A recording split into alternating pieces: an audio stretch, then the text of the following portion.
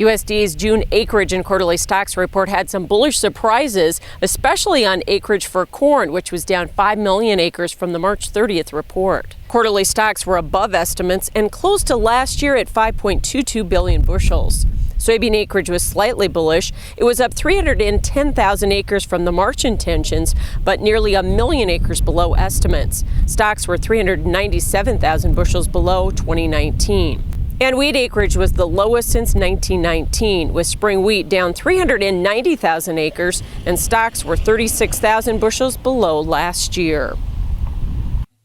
Joining us with report analysis is Jim Mccormick with AgMarket.net. Good to have you with us, Jim. Bullish surprises in the acreage report from USDA, particularly in corn, a 5 million acre drop. How surprising was that? Where did that come from? Heck, that was an incredibly bullish surprise. But the economics, it never made a lot of sense for the producer to actually plant 97 million acres. So the 92 million acres that came in, I think, was definitely a bullish surprise, but I think it's exactly what we thought should happen.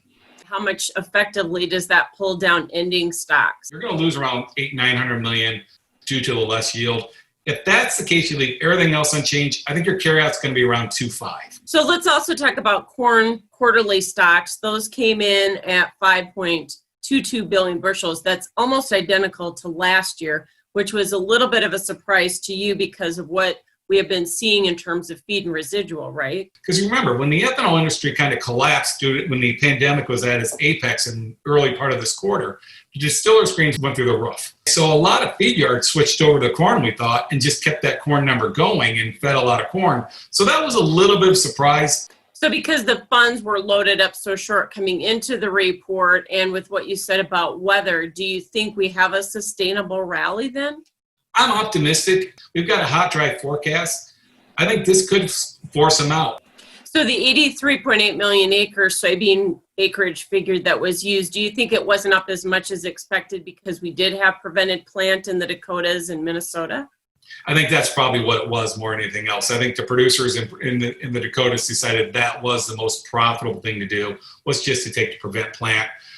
Also, I think there's a little bit of leeriness about where we are just with the China trade deal. That might have had some guys who were thinking they were going to plant beans and backed off. Do you think that beans are fairly priced at this level or not?